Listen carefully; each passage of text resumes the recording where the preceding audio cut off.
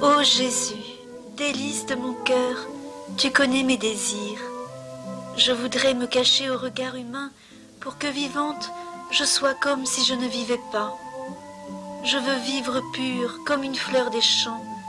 Je veux que mon amour soit toujours tourné vers toi, comme une fleur qui se tourne toujours vers le soleil. Je désire que le parfum et la fraîcheur de la fleur de mon cœur te soient toujours exclusivement réservés. Je veux vivre sous ton divin regard, car toi seul me suffit. Je n'ai peur de rien quand je suis avec toi, ô Jésus, car rien ne peut me nuire.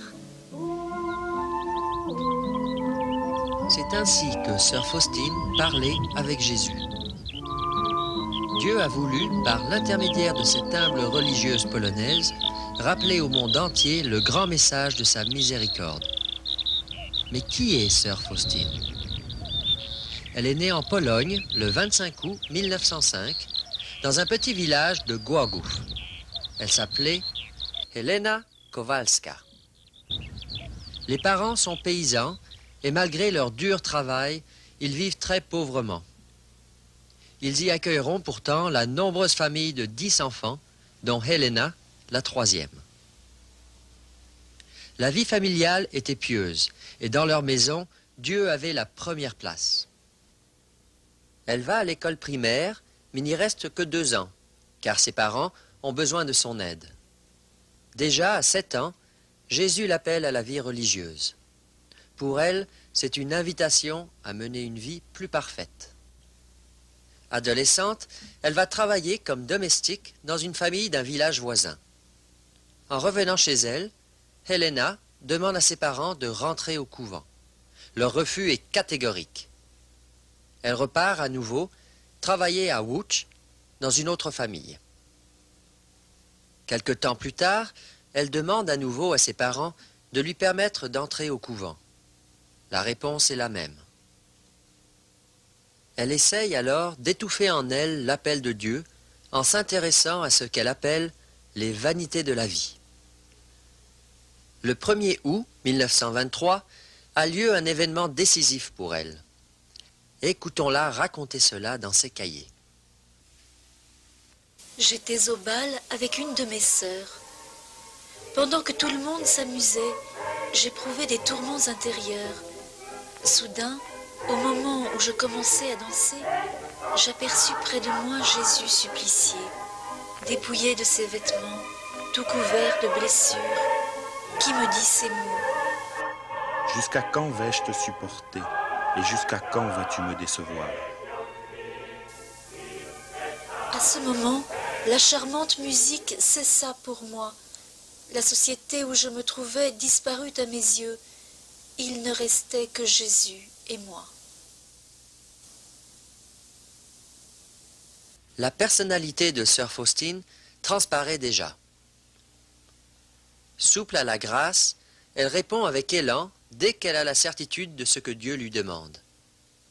Sans aucune sécurité, la voilà partie à Varsovie. Elle attend seulement que Dieu lui dévoile la suite de ses projets pour elle. Comme elle décrit dans ses cahiers, elle frappe dans beaucoup de portes de couvent. Sa patience et sa persévérance sont mises à l'épreuve. Puis vient enfin le jour où tout s'éclaire. Enfin, je frappai à notre porte. La mère supérieure, l'actuelle mère générale Michaela, m'accueillit. Après une brève conversation, elle m'invita à aller chez le maître de la maison, demander s'il me recevrait. Je compris tout de suite que je devais prier le Seigneur Jésus. Avec grande joie, je suis allée à la chapelle et lui dis « Maître de cette maison, est-ce que tu me reçois ?» Et tout de suite, j'entendis « Je t'accepte, tu es dans mon cœur. »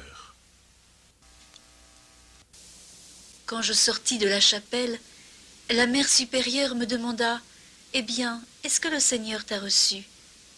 « Oui, lui répondis-je. « Si le Seigneur t'a reçu, je te reçois aussi. » Le 1er août 1925, Elle entre comme postulante dans la congrégation des religieuses de la Divine Mère de Miséricorde. Quelques mois plus tard, elle est envoyée à Cracovie pour commencer son noviciat.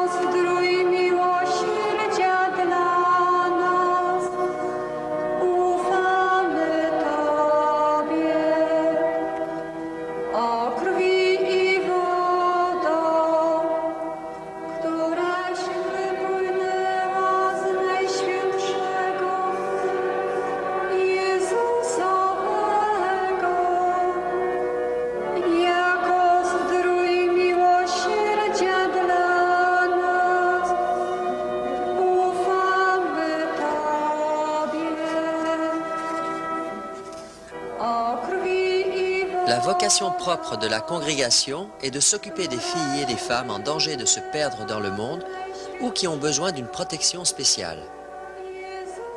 Dans ces maisons de miséricorde, comme on les appelle, elles ont la possibilité de renouveler leur vie intérieure et de retrouver leur place dans le monde.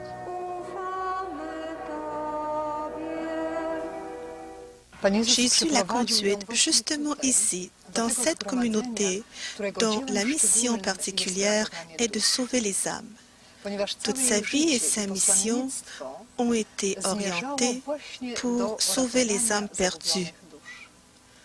On peut dire qu'ici, le Maître, c'est Jésus. Il nous enseigne de quelle façon il faut s'approcher de l'être humain. Comment savoir se pencher sur sa misère. Le plus important, c'est de ne pas le rejeter, mais de voir en lui sa grandeur comme enfant de Dieu. Un groupe de religieuses éducatrices a comme tâche l'éducation de ces filles et de ces femmes qui ont besoin d'un profond renouveau moral. Un autre groupe des sœurs converses s'occupe des travaux auxiliaires nécessaires pour que la maison puisse fonctionner. Comme Helena a très peu d'instruction, elle est acceptée pour assumer les tâches les plus humbles de la communauté. Ainsi, toute sa vie, elle travaille comme cuisinière, puis comme jardinière et à la fin, comme portière. Le noviciat commence par une cérémonie de prise d'habit durant laquelle elle a reçu son nouveau nom, Sœur Maria Faustina. Dès son postulat, la vie communautaire l'oblige à des rudes combats. À la cuisine, un lourd travail l'attend chaque jour. Jamais on ne l'entend se plaindre. Elle met tout son cœur à l'ouvrage. La grande quantité de travail n'empêche en rien son ascension spirituelle. Quoi qu'elle fasse, c'est pour Dieu et avec lui. Lorsque le dégoût et le sentiment de monotonie de mes devoirs s'emparent de moi, je me rappelle que je suis dans la maison du Seigneur, où il n'y a rien de petit, où de ma petite action, accomplie d'une manière divinisée, dépend la gloire de l'Église et le progrès de plus d'une âme. Il n'y a donc rien de négligeable dans une congrégation religieuse. Pendant cette période difficile, Sœur Faustine est aidée et soutenue par le père András, qui est confesseur des religieuses au couvent de Cracovie. Il deviendra son directeur de conscience pendant les 2 dernières années de sa vie.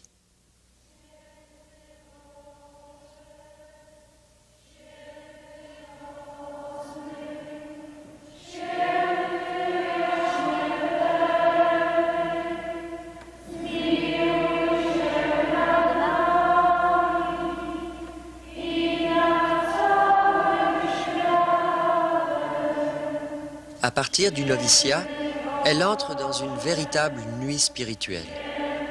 Elle ne ressent plus sensiblement la présence du Seigneur. Sa prière devient sèche et lui demande de grands efforts. Elle découvre sa misère, son péché, et que, sans Dieu, elle n'est rien.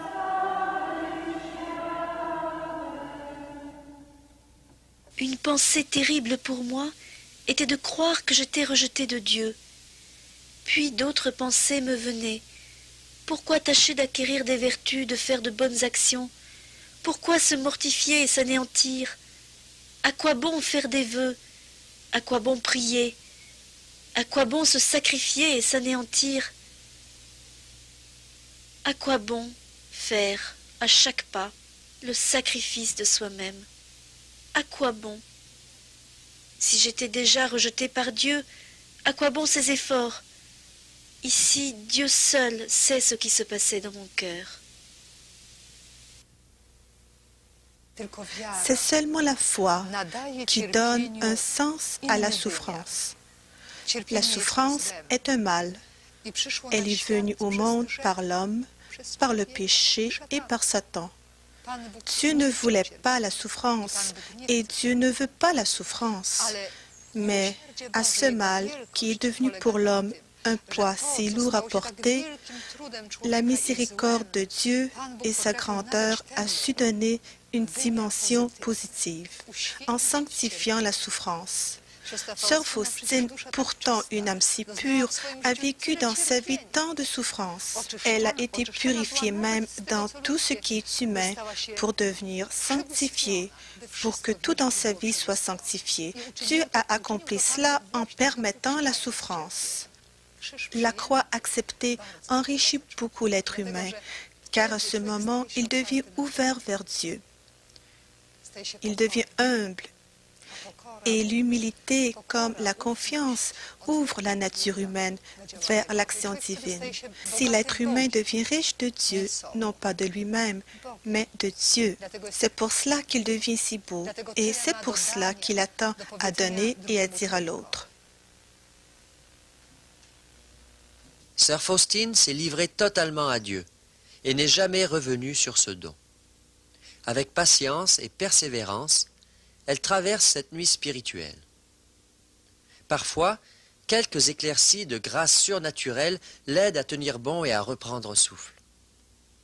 Mais la joie que lui procurent ces moments ne dure pas longtemps, et les ténèbres reprennent.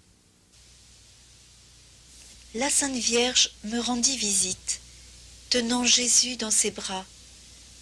La joie remplit mon âme, et j'ai dit, « Marie, ma mère, savez-vous quelle terrible souffrance j'endure ?»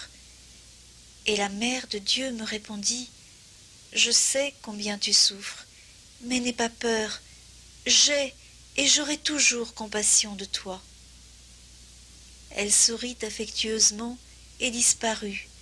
Aussitôt, mon âme se trouva remplie de force et de courage, mais cela n'a duré qu'1 jour. Pendant cette période d'épreuve, sœur Faustine a aussi compris en profondeur jusqu'où peut aller le désespoir de l'âme qui voit sa misère, ses péchés, et qui est tentée d'en désespérer. Elle, qui a expérimenté même l'angoisse des âmes damnées, restera profondément interpellée à prier pour que les âmes soient sauvées et à soulager leurs tourments spécialement à l'heure de la mort. Je vis mon ange gardien qui m'ordonna de le suivre. En un instant, je me trouvais dans un endroit enfumé, rempli de flammes, où se trouvait une multitude d'âmes souffrantes qui prient avec ferveur, mais sans efficacité pour elles-mêmes. Nous seuls pouvons les aider. Les flammes qui les brûlaient ne me touchaient pas. Mon ange gardien ne me quittait pas un seul instant. Et je demandais à ces âmes quelle était leur plus grande souffrance. Elles me répondirent d'un commun accord que c'était la nostalgie de Dieu. J'ai vu la Sainte Vierge visitant les âmes au purgatoire. Elle l'appelle étoile de la mer.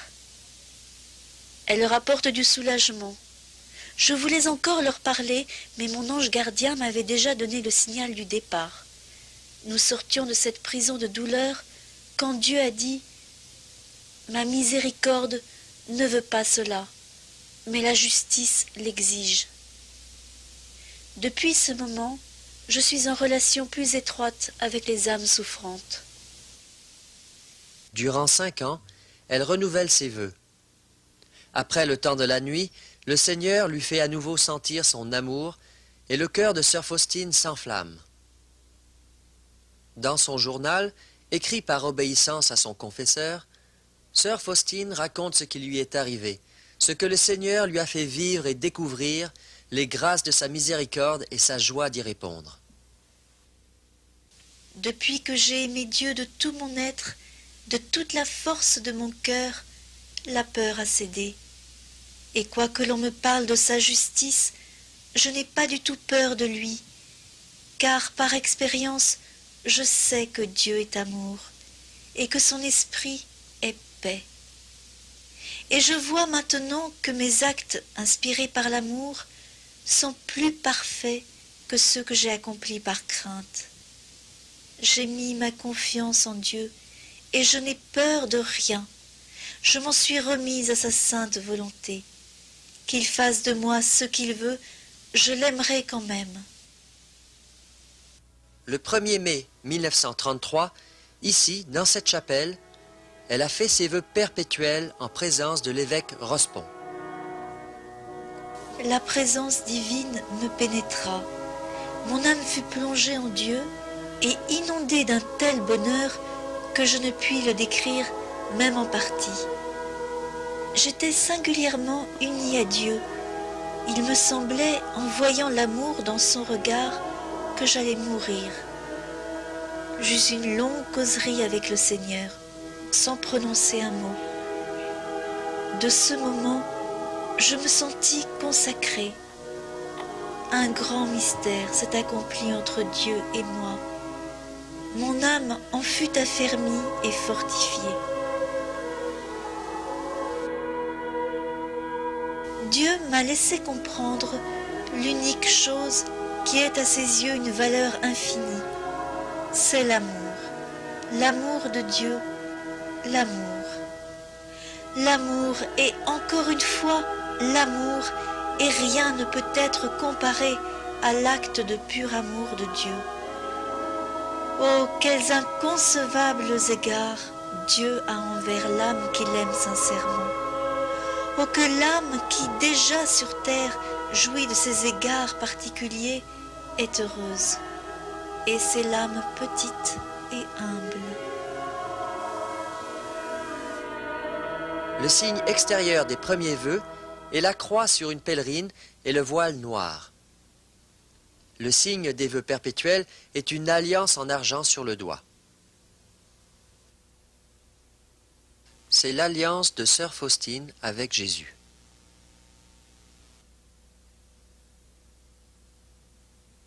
Voici le chapelet de sœur Faustine qu'elle a usé dans la prière incessante pour sauver les âmes des pécheurs. Je fus soudain éveillée, et je sentis distinctement qu'il y avait auprès de moi un esprit qui demandait ma prière. Une force me contraint tout simplement à la prière. Ma vision est purement spirituelle, par une soudaine lumière qu'en cet instant Dieu m'accorde. Je prie jusqu'au moment où je sens la paix en mon âme. La durée n'est pas toujours la même. L'abandon total de sœur Faustine à la volonté de Dieu, sa confiance illimitée en la miséricorde et sa forte intercession pour sauver les âmes provoquent la colère de celui qui est l'ennemi de l'amour. Sœur Faustine ne nous détaille pas abondamment les attaques du malin, mais elle relate quelques faits qui indiquent combien le diable l'a en horreur. Alors que je priais pour les pécheurs et que j'offrais toutes mes souffrances, l'esprit du mal ne put supporter cela. Et un spectre me dit « Ne prie pas pour les pécheurs, mais pour toi-même, car tu seras damné. » Sans tenir aucunement compte de Satan, j'ai prié avec une ferveur accrue pour les pécheurs. Le mauvais esprit hurla de colère. « Ah, si j'avais pouvoir sur toi !» et disparut. J'ai su que ma souffrance et ma prière gênaient Satan, parce que j'ai arraché bien des âmes à son emprise. Maintenant je reconnais que Satan ne hait rien autant que la miséricorde. C'est elle qui lui cause la plus grande souffrance. Il est aussi donné à sœur Faustine de connaître le terrible état de l'âme en enfer. Un jour, un ange est venu pour lui montrer l'enfer. Je serais morte à la vue de ces terribles souffrances si la toute-puissance de Dieu ne m'avait soutenue. Que chaque pécheur sache qu'il sera torturé durant toute l'éternité par les sens qu'il a employés pour pécher. Moi, sœur Faustine, par ordre de Dieu, j'ai pénétré dans les abîmes de l'enfer pour en parler aux âmes et témoigner que l'enfer existe. Pour qu'aucune âme ne puisse s'excuser, disant qu'il n'y a pas d'enfer, ou que personne n'y a été et ne sait comment c'est. Les démons ressentaient une grande haine envers moi. Quand je suis revenue à moi, je ne pouvais pas apaiser ma terreur de ce que les âmes y souffrent si terriblement. Aussi, je prie encore plus ardemment pour le salut des pécheurs. Sans cesse, j'appelle la miséricorde divine sur eux. Sœur Faustine est aussi simple à la grâce qu'attentive à rester dans l'obéissance vis-à-vis de ceux qui ont charge de son âme. C'est cette obéissance exemplaire qui, toute sa vie, la garde dans l'humilité, la protège de toute illusion spirituelle et la conduit sur les chemins de la sainteté. Dans sa vie, Sœur Faustine a beaucoup souffert. Pendant les dernières années, elle est malade de la tuberculose. La vie communautaire l'oblige à des rudes combats. La grande quantité de travail n'empêche en rien son ascension spirituelle. Tout ce qu'elle fait est pour Dieu et avec Dieu. Sœur Faustine est souvent assaillie par les attitudes malveillantes de certaines sœurs, qui ne se doutent pas de sa vie mystique, qui reste secrète. Mon cœur est la demeure permanente de Jésus. Personne n'y a accès que lui. C'est en Jésus que je puise la force de combattre les difficultés et les contrariétés. Je désire passer en Jésus pour pouvoir me donner complètement aux âmes. Sans lui, je ne pourrais m'approcher d'elles, car je sais ce que je suis. J'absorbe Dieu en moi pour le donner aux âmes. En 1934, à la demande de Jésus, Sœur Faustine s'est donnée comme offrande pour les pécheurs. Cette offrande consiste à accepter avec une entière soumission à la volonté divine toutes les souffrances, les peurs, les frayeurs dont les pécheurs sont remplis. En revanche, je leur donne toutes mes consolations qui découlent de mon intimité avec Dieu. Je n'ai pas peur des coups, car je suis unie à Jésus. Je vais répéter chaque jour cet acte d'offrande en récitant la prière suivante que toi-même, Jésus, tu m'as apprise. Ô sang et eau qui ont jailli du cœur de Jésus, comme source de miséricorde pour nous, j'ai confiance en vous. Quand j'ai reçu de mon confesseur la permission de faire cet acte d'offrande, j'ai commencé tout de suite à en expérimenter les effets. En un instant, mon âme devint comme un rocher, sèche, pleine de tourments et d'inquiétudes. Toutes sortes de blasphèmes et de malédictions se pressèrent à mes oreilles. La méfiance et le désespoir s'installèrent dans mon cœur. Voilà l'état des pauvres que j'ai pris sur moi. Au premier moment, j'ai eu peur de ces horreurs, mais à la première confession, j'ai été tranquillisée.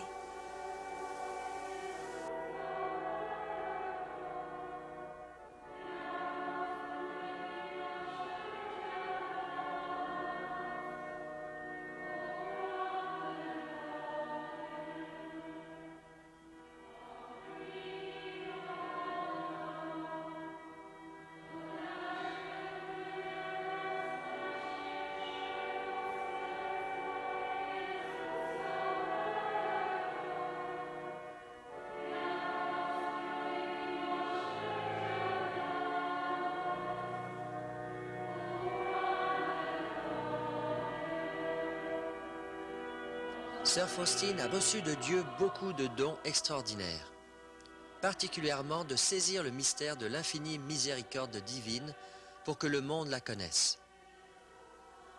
Elle a eu de nombreuses visions, des extases, des stigmates cachés, le don de prophétie. Quand elle rencontrait un pécheur, elle avait le don de voir l'état de son âme pour le sauver. Elle a eu aussi les grâces mystiques d'union avec Dieu, que nous trouvons dans la vie des saints. Les spécialistes de la vie mystique, des théologiens, la considèrent comme l'une des plus grandes mystiques de l'Église.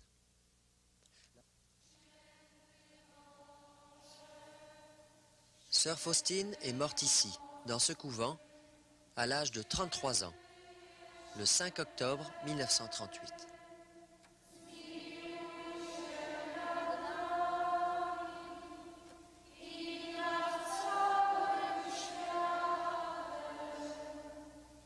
Elle a été enterrée au cimetière du couvent, au fond du jardin.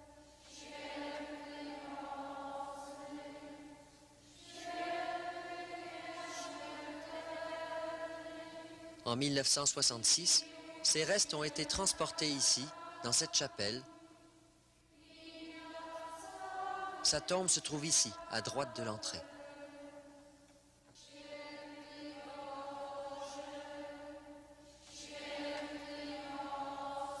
C'est cette simple, peu instruite et humble religieuse, qui était cuisinière, jardinière et portière, que Jésus envoie vers toute l'humanité avec sa miséricorde.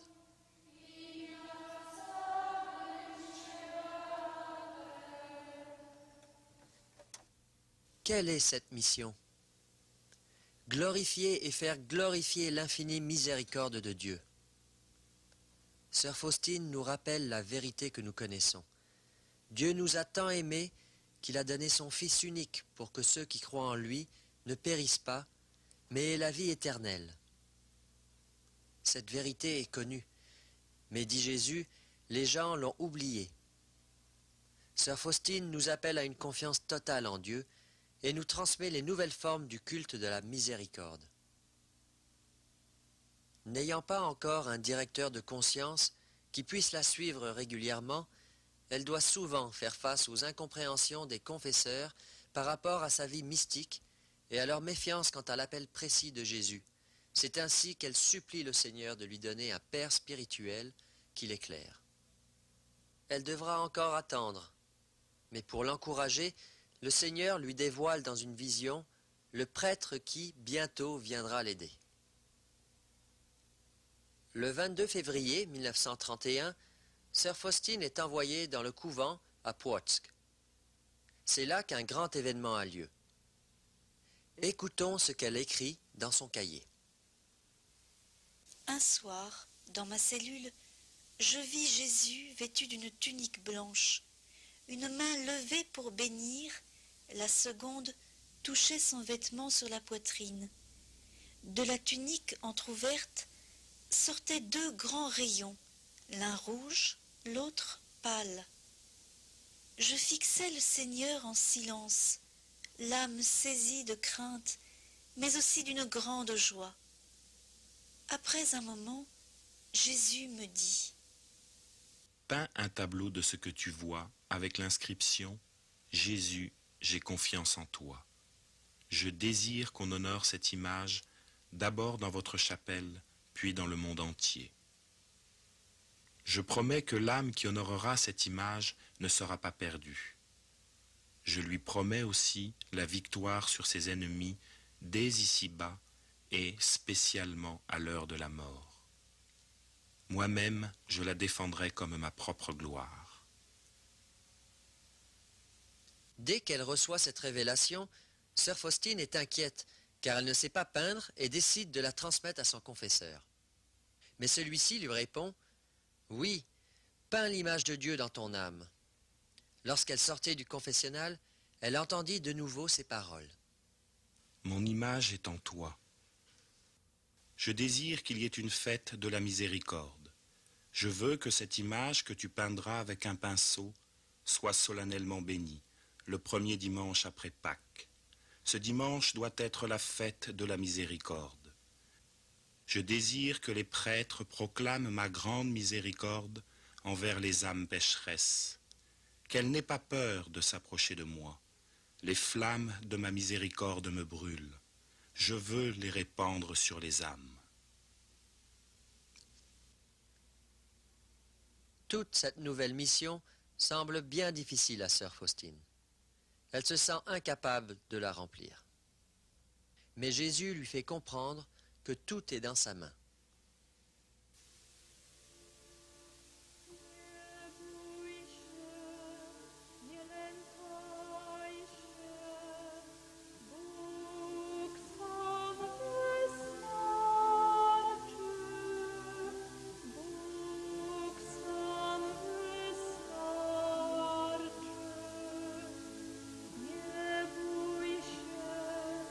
N'aie pas peur, ne crains rien.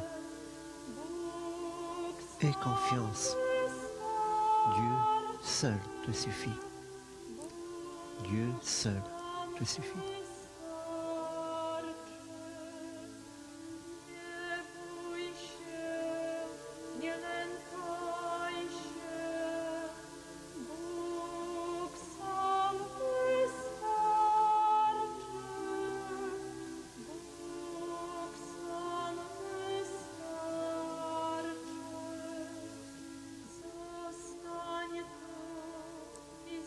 Reste ici et prie avec moi. Veillons ensemble. Veillons ensemble.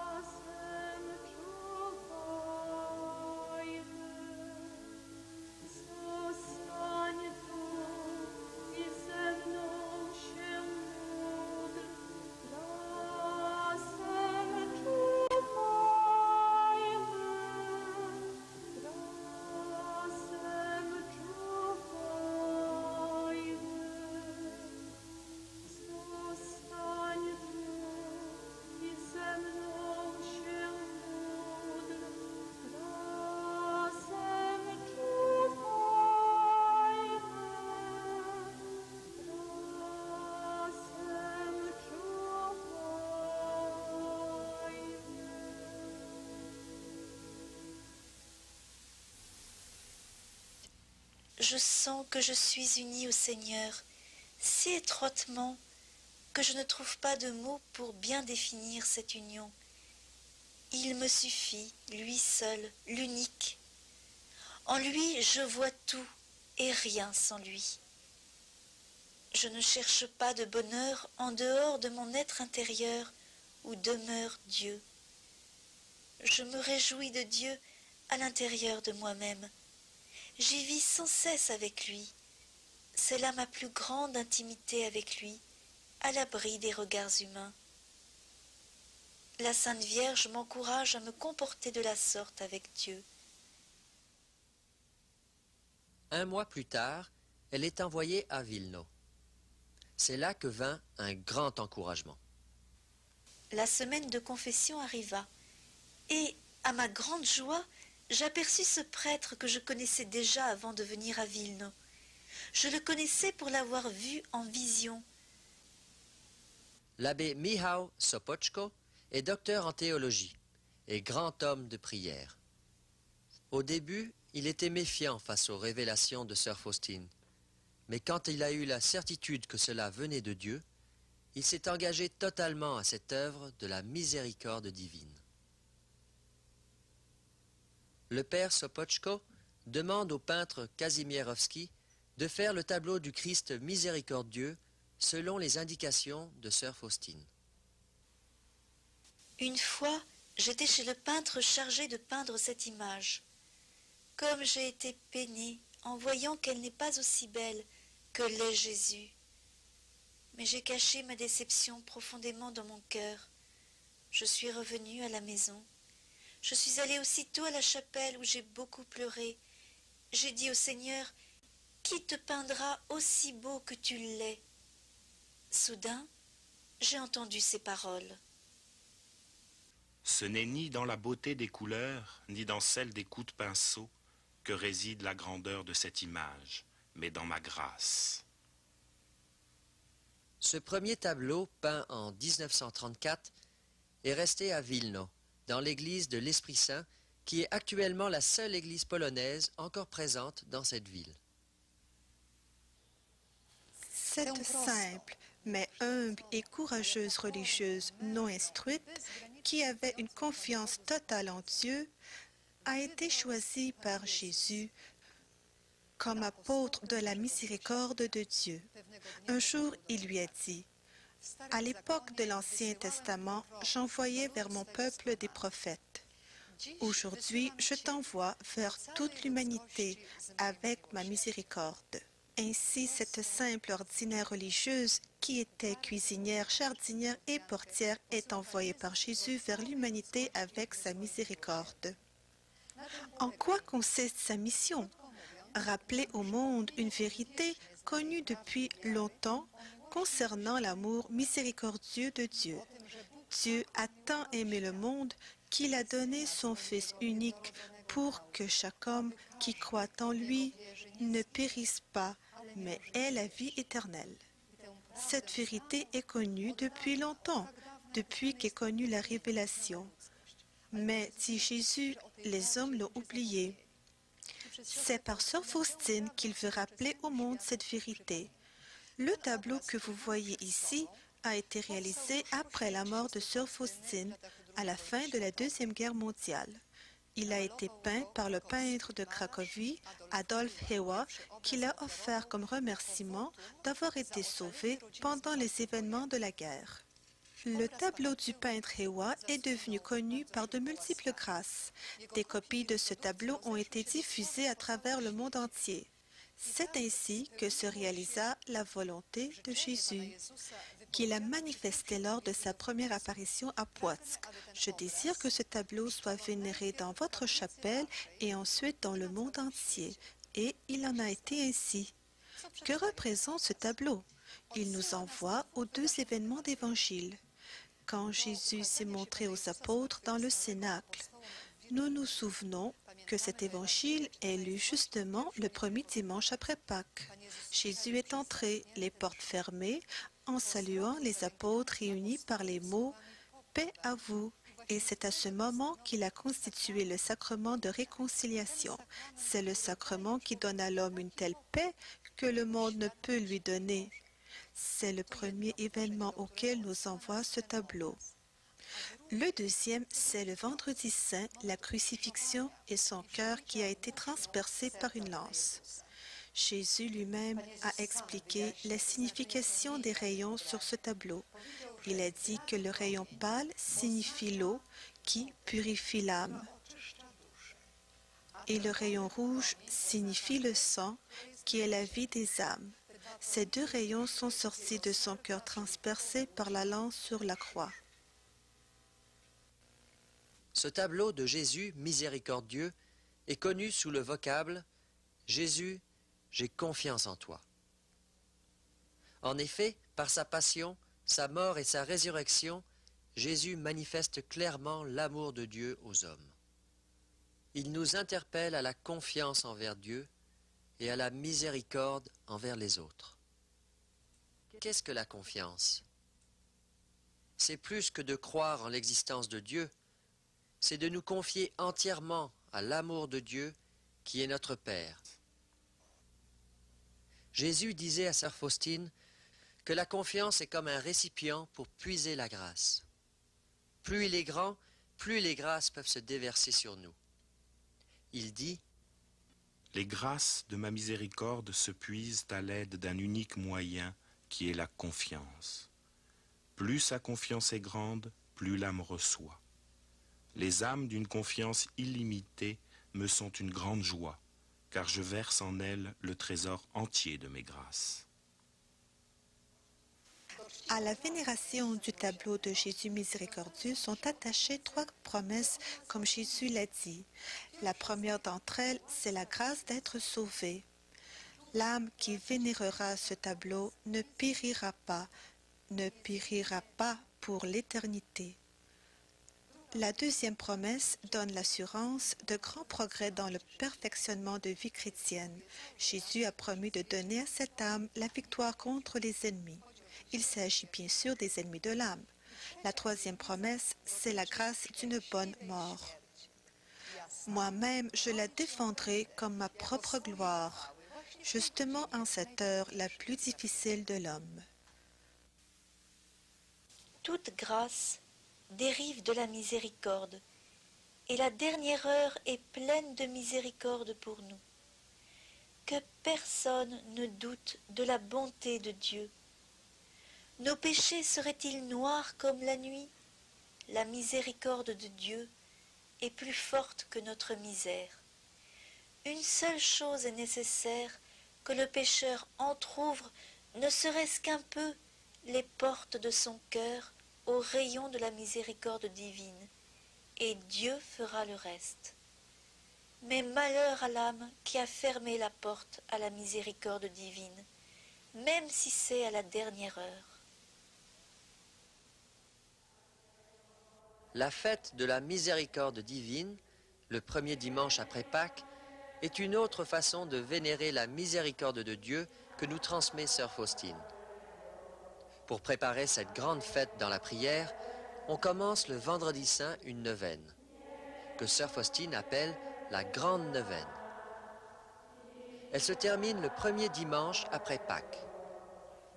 Je désire que durant ces 9 jours, tu amènes les âmes à la source de ma miséricorde, afin qu'elles puisent force et soulagement, ainsi que toutes les grâces dont elles ont besoin dans les difficultés de la vie et particulièrement à l'heure de la mort. Chaque jour, tu amèneras jusqu'à mon cœur un nouveau groupe d'âmes, et tu les plongeras dans l'immensité de ma miséricorde. Et moi, je les conduirai toutes dans la maison de mon Père. Tu feras cela dans cette vie et dans l'autre. Je ne refuserai rien à toute âme que tu amèneras à la source de ma miséricorde.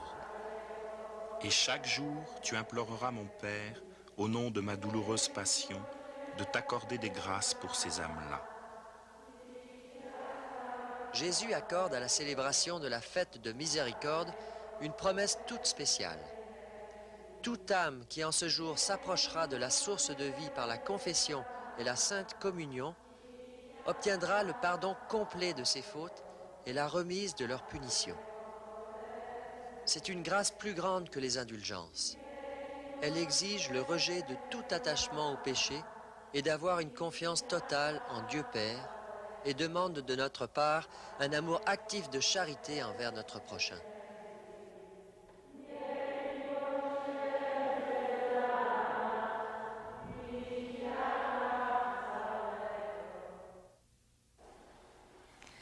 Une autre façon de vénérer la miséricorde divine, c'est la petite couronne, le chapelet révélé à Villeneuve le 13 et 14 septembre 1935.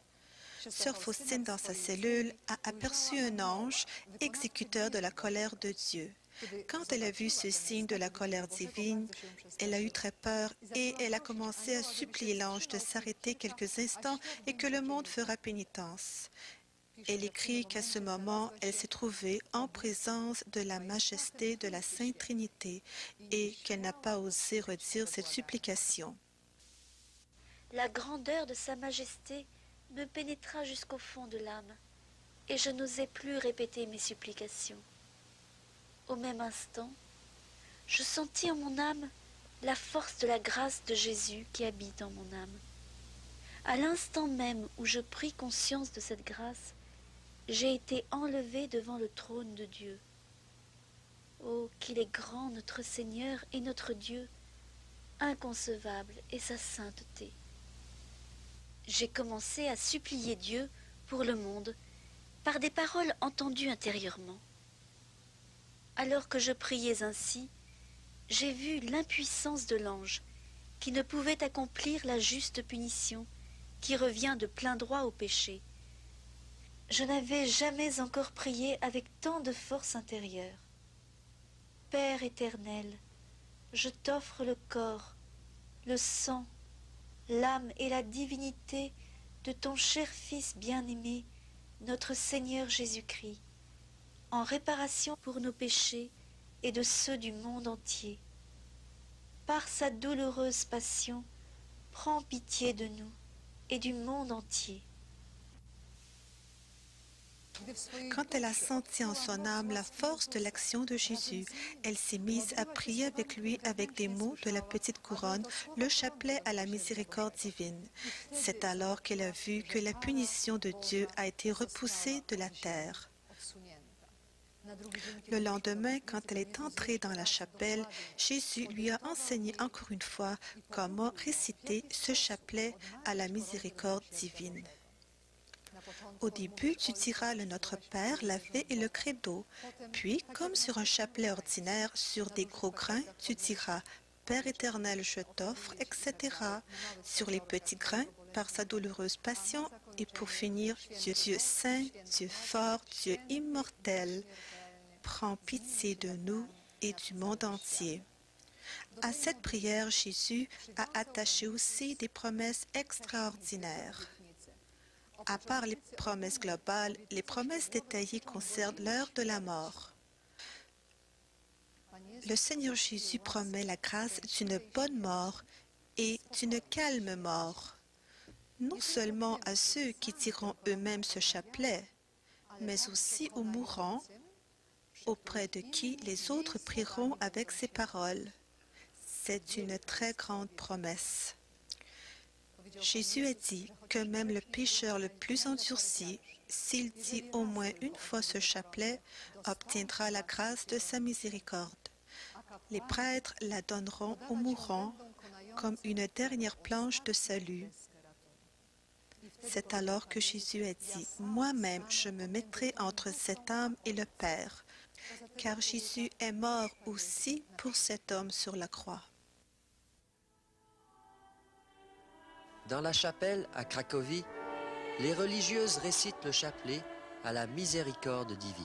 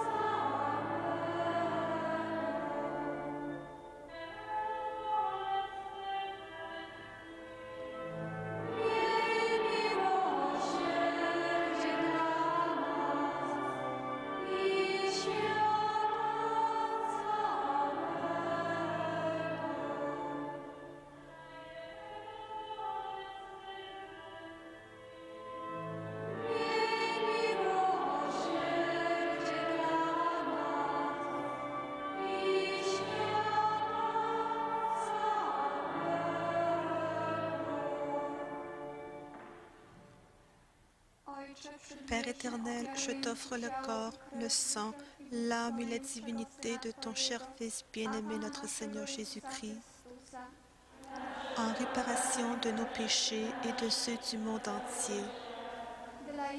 Par sa douloureuse passion, prends pitié de nous et du monde entier. Par sa douloureuse passion, prends pitié de nous et du monde entier.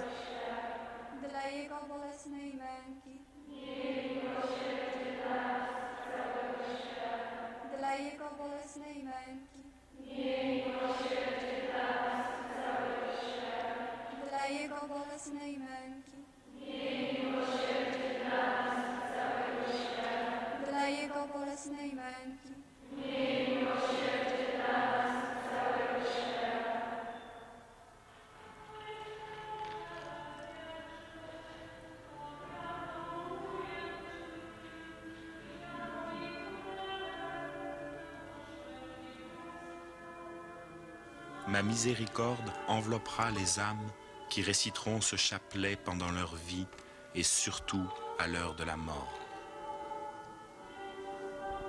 Quelle grande grâce j'accorderai aux âmes qui diront ce chapelet.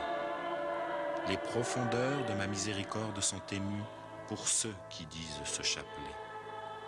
Inscris ces mots, ma fille. Parle au monde de ma miséricorde. C'est un signe pour les derniers temps. Après viendra le jour de la justice. Tant qu'il en est temps que les hommes aient recours à la source de ma miséricorde, qu'ils profitent du sang et de l'eau qui ont jailli pour eux.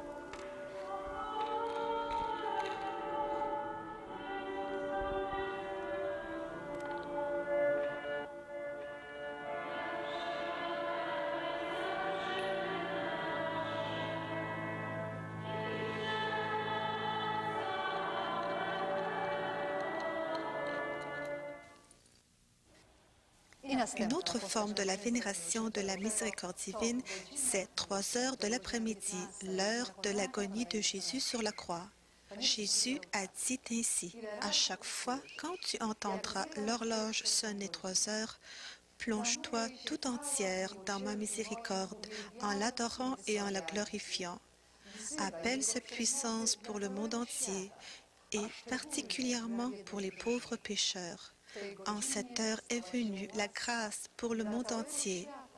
La miséricorde a vaincu la justice. » Essaye, à cette heure-là, de faire le chemin de croix autant que tes occupations te le permettent. Quand tu diras cette invocation pour un pécheur, avec un cœur contrit et avec foi, je lui donnerai la grâce de la conversion. Voici cette prière. Sang et eau, sortis du Sacré-Cœur de Jésus, comme source de la miséricorde pour nous, j'ai confiance en vous. En cette heure, Jésus a donné sa vie pour toi. En cette heure, le ciel a été ouvert pour toi. Unis-toi à Jésus sur la croix, remercie-le en te confiant à sa miséricorde, en suppliant pour le monde entier. En cette heure sainte, une multitude de personnes s'unissent dans la prière. Si tu es occupé, dis au moins « Jésus, j'ai confiance en toi. Jésus, j'ai confiance en toi. »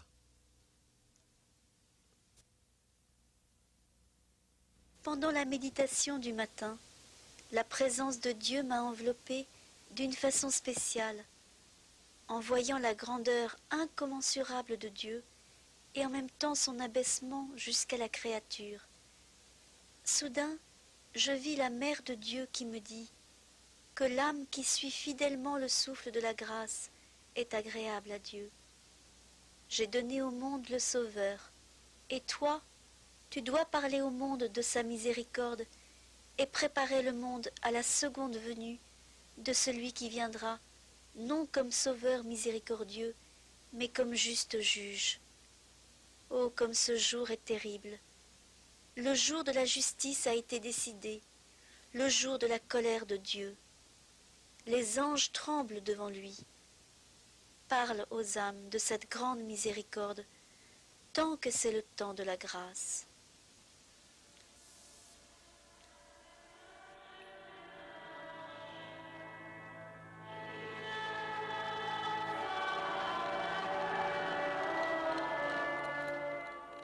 Dans sa vie, sœur Faustine a beaucoup souffert. Pendant les dernières années, elle est malade de la tuberculose. En décembre 1936, l'état de sa santé s'aggrave et ses supérieurs l'envoient faire une cure dans un hôpital à Prandtnik. Même sans force physique, elle continue à répondre à l'appel des âmes agonisantes pour les accompagner de sa prière. Alors qu'elle n'a pas la possibilité de recevoir la communion pendant plusieurs jours, laissons sœur Faustine raconter cela. Je vis soudain, près de mon lit, un séraphin qui me donna la sainte communion. Après cette communion, mon esprit se plongea dans l'amour divin et la stupéfaction. Cela se répéta pendant 13 jours. Mon cœur m'attire là où mon Dieu est caché, où il demeure nuit et jour avec nous. Sous l'apparence de la blanche hostie, il dirige le monde entier et vit au plus intime des âmes. Mon cœur m'attire là où mon Seigneur se cache, où son amour s'est anéanti. Mon cœur sent que c'est la source d'eau vive. C'est mon Dieu vivant, un simple voile le cache. Le 5 octobre 1938, au milieu d'intenses douleurs, mais avec une profonde paix, sœur Faustine rend son âme au Seigneur.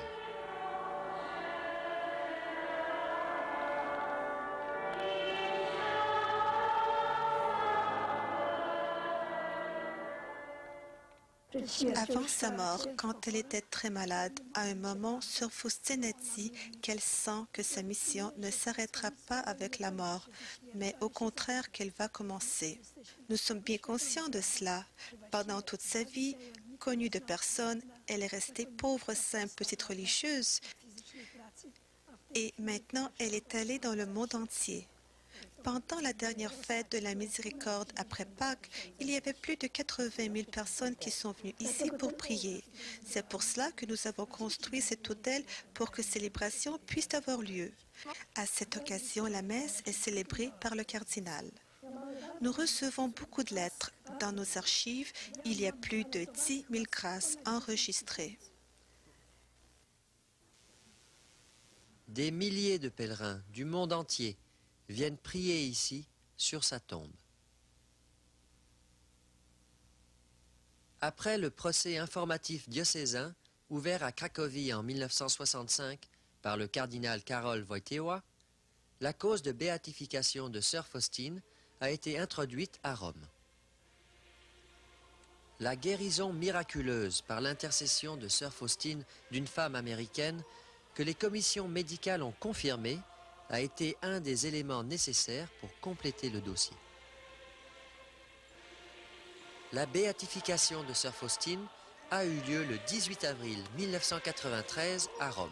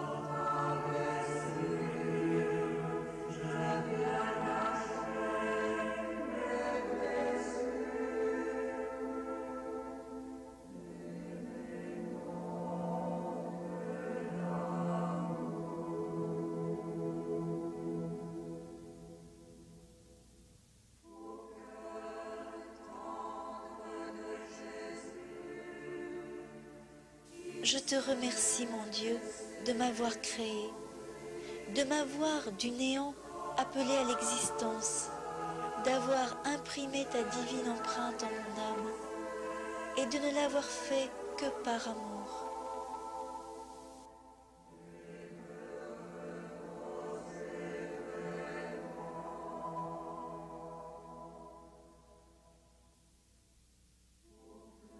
Ô très doux Jésus, qui a gracieusement exigé de moi que je parle de ton inconcevable miséricorde au monde entier.